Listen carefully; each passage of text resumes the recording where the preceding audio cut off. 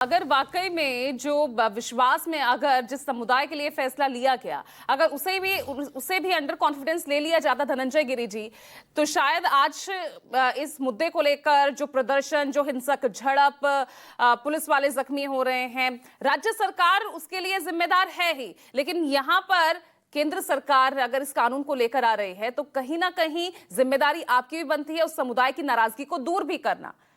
तो कहीं ना कहीं नाकामी क्या रही क्या केंद्र सरकार की भी? पूजा जी, बेमकसद हो चुके वक्फ को उसके सच्चे इस्लामिक मकसद पर लाना वक्फ संशोधन बिल का एकमात्र हमारा लक्ष्य है। वक्फ बोर्ड अपना इस्लामिक मकसद भूलकर मुट्ठी भर रसूखदार उलेमाओं की और जो खाए पिए घाय लोग हैं जिनका इस्तेमाल कुछ मुट्ठी भर लोग कर रहे थे, उनकी जागीर बन गया था। इसमें आम मुसलमान की अगर आप बात करें, अहमदिया, चीक, बोहरा, जुलाहा, धुनिया, गद्दी, बोहरा, कसाई और बाकी पसमानदा हैं जिसमें रंगरेज है, कलंदर है, मदारी जैसे तमाम तरह की जो जातियां हैं, जब 85% लोगों का कोई इसमें भला नहीं होने जा रहा था। दूसरी बात अगर आप देखेंगे तो इसमें कौन सा कोई मुसाफिर खाना बनवाया हो, कोई हॉस्पिटल बनवाया हो, कोई स्कूल चला रहा हो। आप देखिए रंगनाथ मिश्र की रिपोर्ट है, सच्चर कमेटी की रिपोर्ट है। अरे अब जब आप कह रहे हैं कि उनको विश्वास में लेने का, तो क्या 1954 में जब ये वक्फ बिल आया पर सबसे पहले और उसके बाद 1995 में कांग्रेस की गवर्नमेंट ने कर दिया वक्फ बाय यूजर, जो यूज कर रहा है वो भी कह देगा। और उसके बाद 2013 में मनमोहन सिंह की जाती हुई सरकार ने लुटियन जोन की 120 प्राइम प्रॉपर्टी वक्फ बोर्ड को दे दी और ये कह दिया कि जब पील ना दलील सीधा इंसाफ। आप जिधर देखो, जमीन पर देखो, आसमान में देखो, धरती पर देखो, गगन में देखो, पानी में देखो, जहां मन करे देखो, तो उस संशोधन में आप विपक्ष में थे, आप भी तो राजी थे ना? नहीं, हम उस समय से विरोध में थे। नहीं, बिल्कुल नहीं पूजा जी, इसको फैक्ट चेक कर लीजिए। हमने कभी भी इसके सपोर्ट में, कोई समर्थन में कभी, हमें लगातार विरोध करते रहे और सबसे पहले इसको ऑर्डिनेंस लाया जाता था। दूसरी बात, अरे क्या बात करें, 2013 में जब संशोधन हुआ तो क्या आप राजी नहीं थे?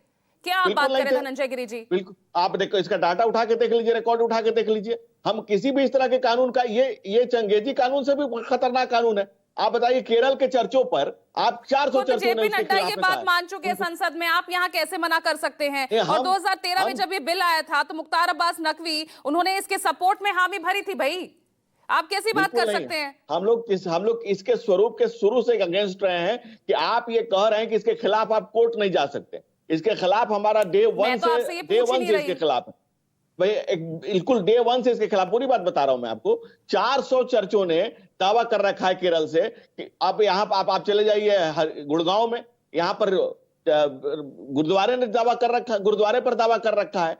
केरल में तमाम जगहों पर दावा कर रखा है। तमिलनाडु में 1500 साल पुराने मंदिर पर और गांव पर दावा कर रखा है। हम ये कह रहे हैं कि जो भी वक्फ की संपत्तियां हैं उसका प्रॉपर इस्तेमाल हो, सही इस्तेमाल हो, गरीब मुसलमान का ख्याल रखा जाए, पसमानदा समाज का ख्याल रखा जाए, समाज के अंतिम पायदान पर खड़े हुए व्यक्ति का ध्यान रखा जाए। लेकिन वही समुदाय देखिए किस तरह से नाराजगी है, किस तरह से नाराजगी जता रहा है। जगह जगह प्रदर्शन हो रहे हैं, आगजनी हो रही है, तोड़फोड़ हो रही है।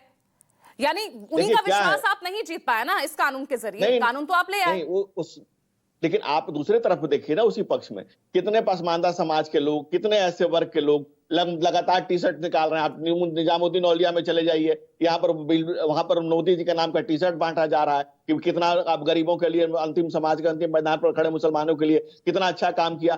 चंद रसूखदार लोग, कुछ लोगों का समूह बना करके, जिनका सीधा नुकसान इसमें हो रहा है, जो हजारों एकड़ जमीन को दाब करके बैठे हुए हैं, वो लोग चाहते हैं कि इसके खिलाफ आग लगाई जाए, इसको भड़काया जाए, इस आग में घी का काम किया जाए। और इसके खिलाफ लगातार किन रसूखदार लोगों की तरफ आप इशारा कर रहे हैं?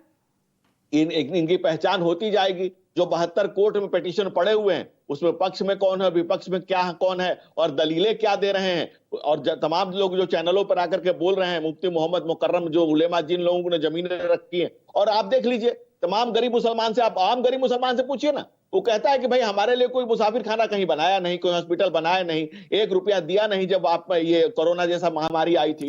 वो गरीब मुसलमान आज मोदी सरकार को धन्यवाद दे रहा है। आपके ही वरिष्ठ जो तमाम नेता हैं, किस तरह से 2013 में इस बिल की सहमति, सर्वसम्मति के साथ वो बिल पास हुआ था, वक्फ संशोधन बिल। अब आप उससे इनकार कर रहे हैं। कुछ रसूखदार लोग